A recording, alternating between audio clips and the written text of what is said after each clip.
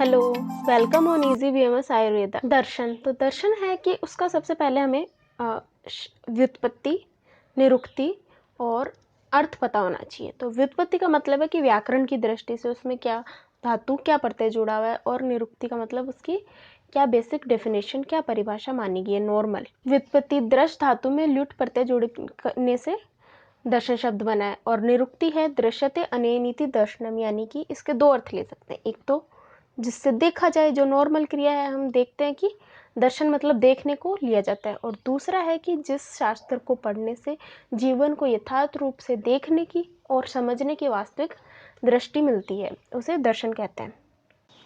फिर है कि दर्शन किसको होता है, कौन वास्तविक रूप में दृष्टा कौन है। तो जो शास्त्र पढ़ते हैं उसका ज्ञान, या फिर हम जो भी चीज़ देखते हैं उस चीज़ का ज्ञान है, वो आत्मा का ही होता है। सबसे डीप लेवल में जाके देखें तो आत्मा को ही ज्ञान होता है, इसलिए जो वास्तविक दृष्टा है वो आत्मा ही है। दर्शन शास्त्रों की प्रवृत्ति का क्या उद्देश्य है, कि दर्शन शास्त्रों की उत्पत्ति क्यों करी गई, क्या ज़रूरत पड़ी कि हमें दर्शन शास्त्रों की ज़रूरत पड़ी। तो कहते हैं कि कोई भी प्राणी है वो संपूर्ण रूप से सुखी नहीं है। जो हम संसार के अंदर भौतिक वस्तुओं का उपभोग करके जो सुख प्राप्त करते हैं वो वास्तविक सुख नहीं है। इसलिए क्या है, संसार में हर एक इंसान किसी न किसी प्रकार से दुखी है। तो जो संसारिक दुख है उनसे निवृत्ति के लिए, उनसे मुक्त होने के लिए दर्शन शास्त्रों की उत्पत्ति की गई, प्रादुर्भाव किया गया। फिर है कि दर्शन का उद्भव कैसे हुआ। तो हमें सबसे पहले ये पता होना चाहिए कि आयुर्वेद का उद्भव कैसा है। तो आयुर्वेद का उद्भव और दर्शन का उद्भव दोनों ही वेदों से हुए, लेकिन आयुर्वेद का उद्भव अथर्ववेद से हुआ है, जबकि दर्शन का उद्भव ऋग्वेद के उपनिषद से हुआ है। तो आयुर्वेद का उद्भव आप ऐसे याद करना कि ऐसे आयुर्वेद, ऐसे अथर्ववेद। तो आयुर्वेद का उद्भव अथर्ववेद के उपनिषद से हुआ है, और दर्शन का उद्भव ऋग्वेद के उपनिषद से हुआ है। फिर है कि दर्शन और उनका श्रेणी विभाजन किस प्रकार से किया है, कि जितने भी दर्शन है, आस्तिक और नास्तिक, उन्होंने दर्शनों का श्रेणी विभाजन किया है। जैसे कि आयुर्वेद में एकत्ववाद माना उन्होंने, द्वैतवाद माना और त्रित्ववाद माना। एकत्ववाद का मतलब है कि एक चीज़ को मानते हैं वो, द्वैतवाद का मतलब वो दो चीज़ों को मानते हैं, और त्रित्ववाद का मतलब तीन चीज़ों को मानते हैं। एकत्ववाद के अंदर एक ही चीज़, केवल ब्रह्मा को मानते हैं वेदांत दर्शन वाले। द्वैतवाद में दो चीज़ों को मानते हैं, दो तत्वों को मानते हैं, प्रकृति और पुरुष को, सांख्य दर्शन में। और त्रित्ववाद के अंदर तीन मूल तत्व मानते हैं, जो कि ईश्वर, जीव और प्रकृति, जिसको तुम ईश्वर, प्रकृति और पुरुष मान सकते हो, जिसे वैशेषिक न्याय और योग दर्शन ने माना है। फिर है कि त्रित्ववाद के अंदर ही मीमांसा दर्शन ने प्रकृति और पुरुष तो माना ही है, जबकि उन्होंने ईश्वर नहीं माना। ईश्वर की जगह वो बोलते हैं कि कोई अदृश्य कारण है प्रकृति की उत्पत्ति के अंदर, तो वो त्रित्ववाद को मानते हैं। मीमांसा दर्शन के अंदर अदृश्य, प्रकृति और पुरुष को मानते हैं। इसका मतलब ये हुआ कि ये जो वाद है, इसका मतलब ये अलग अलग दर्शन इस प्रकार से प्रकृति की उत्पत्ति मानते हैं, संसार की उत्पत्ति, कि कोई तो एक चीज़ से मानता है, ब्रह्मा से, कोई दो चीज़ों को मानता है, जैसे दो तत्व प्रकृति और पुरुष को मानता है। और कुछ दर्शन है जो कि त्रित्ववाद, यानी प्रकृति, पुरुष और ईश्वर, या फिर कभी अदृश्य के द्वारा सृष्टि की उत्पत्ति मानते हैं। उसके बाद है कि दर्शनों का उद्भव की प्रोसेस क्या रही। तो दर्शनों के उद्भव की प्रोसेस है कि सिंपल टू कॉम्प्लेक्स की तरफ जाते गए हैं, यानी कि कोई सिंपल चीज़ है जो अपन को स्थूल दृष्टि पर दिख रही है, नॉर्मली देखने पर बड़ी जो चीज़ दिख रही है, और फिर हम कॉम्प्लेक्स की तरह, जटिल की तरफ जाते गए। जैसे कि स्थूल दृष्टि पर अगर अपन देखते हैं तो जो प्रकृति है उसके अंदर हमें संसार में जगत दिखता है और उसके बाहरी अनुभव दिखते हैं, तो वो माने हैं न्याय और वैशेषिक दर्शन ने। फिर सांख्य और योग दर्शन की बात करें तो उन्होंने वो थोड़ा और अंदर जटिल प्रक्रिया में गए, यानी वो थोड़ा जगत से अंदर गए, तो मानस और मानसिक प्रक्रियाओं को जाना उन्होंने, यानी सांख्य और योग दर्शन ने थोड़ा जटिल प्रक्रिया के अंदर गए। फिर है मीमांसा और वेदांत दर्शन है, वो और सूक्ष्म प्रक्रिया के अंदर गए, यानी मानस और मानसिक अनुभव के अलावा वो आत्मा, ईश्वर और परमात्मा को भी मानने लगे। फिर है दर्शनों का क्लासिफिकेशन।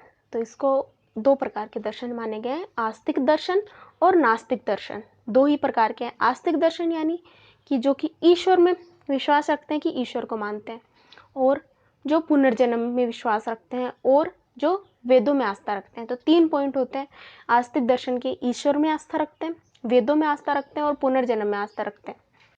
इसके विपरीत है नास्तिक दर्शन, जो ये तीनों चीज़ें इनको नहीं मानते, ईश्वर को, वेदों को और पुनर्जन्म में विश्वास नहीं रखते। अब आस्तिक दर्शन जो है उसके लिए बताया कि वो ईश्वरीय ज्ञान और सत्य तत्व का ज्ञान कराता है, वेद मूलक है। और आस्तिक दर्शनों की टोटल संख्या 6 बताइए। आस्तिक दर्शन में 6 दर्शन आते हैं, न्याय, वैशेषिक, सांख्य, योग, मीमांसा और वेदांत। इनको आप सीक्वेंस में याद कर लेंगे तो ज़्यादा अच्छा रहेगा, क्योंकि सीक्वेंस में याद रखने का ये फ़ायदा होगा कि इनके जो पर्यायवाची है वो एक दूसरे से रिलेटेड होते हैं। इसलिए सीक्वेंस, जैसे अपन सांख्य और योग दर्शन है तो योग दर्शन का पर्याय नाम आएगा कि इसको स ईश्वर सांख्य कहा गया है, इसलिए इनको सीक्वेंस में याद कर लेंगे 6 दर्शनों को। फिर बताया है कि जो नास्तिक दर्शन है वो परलोक, ईश्वर और वेदों में तो आस्था रखते ही नहीं है, साथ में ये वेदों को प्रमाण भी नहीं मानते। ये नॉर्मली 3 दर्शन है नास्तिक दर्शन, तीनों के नाम याद रख सकते हैं, चारवाक यानी लोकायत दर्शन, जैन दर्शन और बौद्ध दर्शन। अब हम आस्तिक दर्शन पढ़ेंगे और आस्तिक दर्शनों को याद करने की बेस्ट ट्रिक है कि आप इसको एक डिस्क्रिप्शन ना पढ़ के इसको एक टेबल फॉर्म में याद करें। तो टेबल फॉर्म में याद करने से सारे आस्तिक दर्शन आसानी से याद होंगे, क्योंकि कंपैरेटिव स्टडी से इजीली याद हो जाते हैं। तो सबसे पहले हम न्याय दर्शन, फिर वैशेषिक, सांख्य, योग, मीमांसा और वेदांत। सबसे पहले उनका याद करेंगे हम आचार्य के नाम, कि प्रवर्तक आचार्य कौन थे, कि किस आचार्य ने इस दर्शन का वर्णन किया। न्याय दर्शन के महर्षि गौतम, वैशेषिक दर्शन के कणाद, और जिन्हें उल्लूक भी कहा गया है, कि कणाद को उल्लूक भी बोला गया है क्योंकि कहते हैं कि जो कणाद ऋषि थे वो रात को अपनी खोज के लिए निकलते थे, कोई भी चीज़ पर खोज करते थे वो रात को निकलते थे, उल्लू की तरह बाहर रात्रि में घूमने के कारण इनको उल्लूक भी कहा गया है। और कहीं कुछ बुक्स में ये मिलता है कि जो कणाद थे उनके पिता का नाम था उल्लूक ऋषि, इसलिए इनको उल्लूक भी कहा गया है। फिर सांख्य दर्शन है, उनके प्रवर्तक आचार्य हैं कपिल, और योग दर्शन के प्रवर्तक आचार्य महर्षि पतंजलि, मीमांसा दर्शन के प्रवर्तक आचार्य जैमिनी और वेदांत दर्शन के आचार्य महर्षि व्यास। फिर इन सब दर्शनों के मुख्य उपाद्य विषय क्या है? तो जो न्याय दर्शन है उस दर्शन का उपाद्य विषय हम ये वस्तु तत्वों को जानना, और लगभग जितने दर्शन हैं उन सबका मेन उपादेय विषय, मेन उद्देश्य तो यही है कि मोक्ष की प्राप्ति करना। किस प्रकार से मोक्ष की प्राप्ति हो? मोक्ष की प्राप्ति मतलब संसार के जितने भी दुख हैं उनसे अलग हो जाना, तत्व ज्ञान हो जाना, यही रहेगा। तो बस उनको घुमा घुमा के थोड़ा कहीं पे थोड़ी बात को वस्तु तत्व को जानना लिख दिया, कहीं पर तत्व ज्ञान लिख दिया, कहीं पर अधिभूत का अंतिम स्तर तक जानना, कहीं पर मोक्ष की प्राप्ति। तो जो न्याय दर्शन है उसके अंदर बताया है कि मुख्य उपाद्य विषय है, इसका उद्देश्य ये है कि मोक्ष की प्राप्ति करना। मोक्ष की प्राप्ति मतलब अविद्या से उत्पन्न मिथ्या ज्ञान से निवृत्ति, यानी जो झूठा ज्ञान है हमें कि सांसारिक बंधनों में बंधे हुए हैं उनसे निवृत्त हो जाना और मोक्ष प्राप्त कर लेना। और वैशेषिक दर्शन है उसका मुख्य उद्देश्य है तत्व ज्ञान करना, और जिनके द्वारा जो सारे विषय पदार्थ हैं उनका विवेचन करना, जो षट पदार्थ है द्रव्य गुण कर्म सामान्य विशेष समवाय, उनका विवेचन करना। और जो सांख्य दर्शन है उसका मुख्य उपाद्य विषय या उद्देश्य ये है कि अध्यात्म और अधिभूत तत्व के मध्य संबंध बताना और भेद बताना। फिर है महर्षि पतंजलि ने जो योग दर्शन दिया उसका उद्देश्य ये है कि कैवल्य, कैवल्य का मतलब मोक्ष की प्राप्ति करना। और जैमिनी के जो मीमांसा दर्शन है उसका मुख्य उद्देश्य है कि कर्तव्य और अकर्तव्य के बारे में बताना, कि हम अगर समाज में रहते हैं तो हमें क्या कार्य करना चाहिए और क्या कार्य नहीं करना चाहिए उसके बारे में बताना, जैसे यज्ञ वगैरह। वेदांत दर्शन है उसका मुख्य उद्देश्य ये है कि परम ब्रह्मा का स्वरूप का उत्पादन करना। फिर है इनके पर्याय, तो सबसे ज़्यादा इम्पोर्टेंट है आचार्यों के नाम याद रखना। जो भी दर्शन है सबके प्रवर्तक आचार्यों के नाम हमें अच्छे से याद होने चाहिए। और उसके बाद आता है सेकंड इम्पॉर्टेंट पॉइंट, उनके पर्याय, कि न्याय दर्शन को दूसरे और किन पर्याय नामों से जाना जा सकता है। तो इसका आन्वीक्षिकी भी कहा गया है, तर्क विद्या और वाद विद्या। फिर है वैशेषिक दर्शन, तो वैशेषिक दर्शन के जो नाम है वो न्याय दर्शन से मिलते जुलते, इसलिए मैंने कहा था कि आप जो दर्शन है 6 दर्शन है उनको सीक्वेंस में नाम याद करें, ताकि इनके जो पर्याय नाम है वो सिमिलर होते हैं, एक दूसरे दर्शन से रिलेटेड होते हैं, और भी इनमें जो वर्णन आता है वो एक दूसरे से रिलेटेड होता है। तो जो न्याय दर्शन है उससे रिलेटेड वैशेषिक दर्शन के नाम है। वैशेषिक दर्शन के पर्याय नाम क्या है? समान तंत्र, समान न्याय, कल्प न्याय, और जो कणाद ऋषि थे उनको हमने औलुक्य ऋषि भी कहा था, औलुक्य उलुक भी कहा था, तो उनका जो दर्शन है वो औलुक्य दर्शन। तो इसके 4 पर्याय नाम हुए, समान तंत्र, समान न्याय और कल्प न्याय। फिर औलुक्य दर्शन, फिर सांख्य दर्शन है अपना तीसरा दर्शन, उसके जो पर्याय नाम है वो बताए हैं कि सांख्य दर्शन में कोई विशेष पर्याय नामों का उल्लेख नहीं मिलता, बस इतना ध्यान रखना है कि हमें इसके जो महर्षि पतंजलि हैं उन्होंने सांख्य दर्शन के लिए परसंख्यान शब्द का उपयोग किया। परसंख्यान का मतलब होता है कि गणना करना, इसलिए ये जो दर्शन है वो गणना प्रधान होने के कारण सांख्य दर्शन कहलाता है। फिर योग दर्शन, योग दर्शन के पर्याय नाम है स ईश्वर सांख्य, यानी कि ईश्वर जुड़ जाएगा सांख्य के अंदर, क्योंकि हमने पढ़ा था सांख्य दर्शन द्वैतवाद को मानता है, प्रकृति और पुरुष को, जबकि योग दर्शन था वो ईश्वर को भी मान रहा था और प्रकृति पुरुष को भी मान रहा था, तो उसको सईश्वर सांख्य कह दिया। और जो सांख्य दर्शन है हम आगे पढ़ेंगे कि वो जो तत्व है वो 25 तत्वों को मानता है, जबकि जो योग दर्शन है वो 26 तत्वों को मानता है, यानी सांख्य दर्शन के जो समान 25 तत्व है प्लस एक ईश्वर को मानता है, इसलिए योग दर्शन का नाम है स ईश्वर सांख्य भी कहा गया है उसको। फिर जो मीमांसा दर्शन है, मीमांसा दर्शन के पर्याय नाम है कर्तव्य मीमांसा और पूर्व मीमांसा। कर्तव्य मीमांसा इसलिए क्योंकि हमने पढ़ा कि इसके अंदर बताया गया कि हमें समाज में रहते हुए क्या करना चाहिए क्या नहीं करना चाहिए, इसलिए इसका नाम कर्तव्य मीमांसा। और फिर पूर्व मीमांसा, क्योंकि जो मीमांसा दर्शन और वेदांत दर्शन है दोनों मीमांसा के नाम से ही है। मीमांसा दर्शन को कहा गया है पूर्व मीमांसा, और जब हम वेदांत दर्शन पढ़ रहे हैं उसमें उत्तर मीमांसा। अब वेदांत दर्शन के पर्याय हैं। वेदांत दर्शन के पर्याय में बताया है कि वेदांत दर्शन का पहला पर्याय है ज्ञान मीमांसा, जो हमने मीमांसा दर्शन में पढ़ा उसको बोला कर्तव्य मीमांसा, जबकि वेदांत दर्शन का पर्याय नाम है ज्ञान मीमांसा, और दूसरा नाम है उत्तर मीमांसा। तो क्योंकि वेदांत दर्शन में ज्ञान करवाते हैं ब्रह्म तत्व का, इसलिए इसका नाम है उत्तर मीमांसा और ज्ञान मीमांसा। फिर आते हैं कि इनमें प्रमाण की कितनी कितनी संख्या बताई है। तो न्याय दर्शन है उसके अंदर वो केवल प्रमाण बताता है, ऐसे क्लासिफाई नहीं करता कि कितने प्रमाण है 1 2 3, वो बोलता है कि प्रमाण मानता है, प्रमाणों के द्वारा कोई भी चीज़ है उसको सिद्ध करना, वो न्याय दर्शन के अंदर आता है, तो वो केवल प्रमाण बोलता है। जो वैशेषिक दर्शन है वो 2 प्रमाण मानता है, प्रत्यक्ष और अनुमान। जो सांख्य दर्शन है वो प्रत्यक्ष अनुमान और शब्द का ही पर्याय आप्तोपदेश है, यानी एक तरीके से वो प्रत्यक्ष अनुमान और आप्तोपदेश को मान।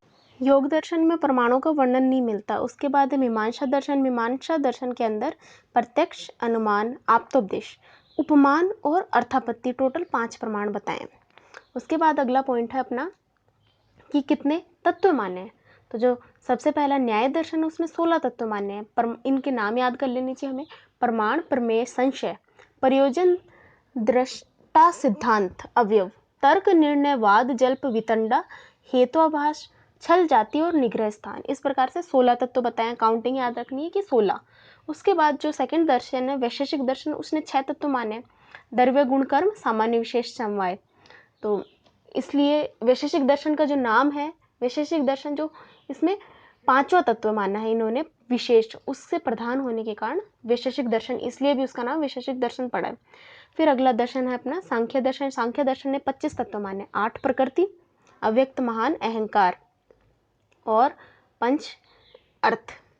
फिर 16 विकार, 16 विकार यानी 5 महाभूत और 11 इंद्रियां और 1 पुरुष यानी 1 आत्मा, तो टोटल 25 तत्व माने हैं। फिर जो योग दर्शन है उसने 26 तत्व माने। जो सांख्य दर्शन के अंदर अपन ने 25 तत्व पढ़े हैं, 8 प्रकृति, 16 विकार और पुरुष प्लस ईश्वर, यानी ईश्वर को भी मानता है, इसलिए अपन ने पढ़ा था कि जो योग दर्शन है उसका नाम स ईश्वर सांख्य भी कहा गया है। फिर उसके बाद है कि तत्व के बाद अपना पॉइंट बनता है कि वाद। तो कौन सा दर्शन कौन से वाद को मानता है, यानी किस प्रकार से उसकी पृथ्वी की उत्पत्ति हुई है या फिर संसार की उत्पत्ति हुई है। तो जो न्याय दर्शन है वो असत्कार्यवाद या आरंभवाद को मानता है, जिसको परमाणुवाद भी कहा गया है। तो इसका मतलब होता है, आरंभवाद का मतलब होता है कि कोई भी चीज़ उत्पन्न होती है, सृष्टि उत्पन्न हुई है या फिर कोई भी चीज़ उत्पन्न होती है, वो कार्य है, उसके निर्माण में, कार्य के होने में कोई कारण नहीं होता। जिस प्रकार से हम ये ले सकते हैं कि सृष्टि की जो पृथ्वी की उत्पत्ति हुई है उसमें कोई कारण नहीं था। कोई पृथ्वी पहले आग का गोला थी, उसमें सूर्य का ही भाग थी, उसमें ब्लास्ट हुआ, उसके थ्रू पृथ्वी का निर्माण हुआ। इसमें कोई कारण नहीं था बिग बैंग थ्योरी में। तो वो है असत्कार्यवाद या आरंभवाद भी कहते हैं। वो न्याय दर्शन मानता है। जो वैशेषिक दर्शन है वो भी न्याय दर्शन के समान ही असत्कार्यवाद को मानता है, आरंभवाद या परमाणुवाद। फिर सांख्य और योग दर्शन है। तो सांख्य दर्शन सत्कार्यवाद को मानता है। वो कहता है कि परिणामवाद, कि कोई कार्य होता है उसके अंदर कारण होता है और कारण के अंदर कार्य की संभावना निहित होती है। तो वो सत्कार्यवाद या परिणामवाद को मानता है। योग दर्शन भी परिणामवाद और सत्कार्यवाद को मानते हैं। वेदांत दर्शन है वो विवर्तवाद को मानता है कि सत्कार्यवाद यानी कि कार्य में कारण की सत्ता होती है, उसके दो भेद होते हैं, परिणामवाद और विवर्तवाद। परिणामवाद को हमने पढ़ा कि सांख्य और योग दर्शन मानते हैं। विवर्तवाद है उसको वेदांत दर्शन मानता है। वो हर कार्य में केवल ईश्वर की, ब्रह्मा का कारण मानता है। अब अपना क्लासिफिकेशन का लास्ट पॉइंट बनता है कि विशेष, कि जो कंपैरेटिव स्टडी है उसमें लास्ट में क्या बच गया, कुछ अलग से विशेष बताया किसी दर्शन ने, वो बताएंगे। तो जो न्याय दर्शन है वो विशेष अलग चीज़ मानता है कि ईश्वर से इच्छा से वो त्रिश्रेणु उत्पत्ति बताता है कि किस प्रकार से सृष्टि का निर्माण होता है, 3 परमाणु का कैसे निर्माण होता है। तो ईश्वर की इच्छा से एक परमाणु से 2 अणु, एक परमाणु मिलकर द्वैणुक बनाते हैं। और इसी प्रकार 3 जो द्वैणुक है, डबलेट है, वो मिलकर त्रैणुक यानी त्रिश्रेणु का निर्माण करते हैं। इसी से महाभूतों का निर्माण होता है। इस प्रकार एक त्रिश्रेणु बराबर 6 परमाणु होते हैं एक त्रिश्रेणु में। और इसके अंदर ऐसा बताया है कि जो न्याय दर्शन के जो रचयिता हैं वो महर्षि गौतम है, और महर्षि गौतम का दूसरा नाम अक्षपाद भी कहा गया है। उसके बाद है वैशेषिक दर्शन। वैशेषिक दर्शन में हमें विशेष मिलता है कि इस पर कुछ टिकाए हुए किरणावली, प्रशस्त पादभाष्य, न्याय कंदली, व्योमवती, सेतु, 10 पदार्थी। और इसमें स्पेसिफिक ये भी है कि चीनी और अंग्रेजी भाषा में भी इसका अनुवाद मिलता है। अरस्तु के सिद्धांतों का भी पर भी इसका प्रभाव पड़ा है।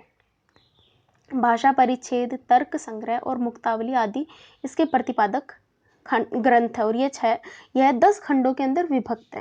फिर सांख्य दर्शन के अंदर हमें क्या विशेष बातें मिलती है कि श्रीमद् भगवत गीता के अंदर कपिल को विष्णु का 5वां अवतार माना है। कपिल को षष्ठी तंत्र का रचयिता भी माना गया है। शंकराचार्य, श्रीधर स्वामी और रामानुजाचार्य ने गीता में सांख्य शब्द का अर्थ आत्म तत्व किया है। लोक कल्याण के लिए कर्दम ऋषि की तपस्या से भगवान ने माता देवहूति को ज्ञान प्रदान।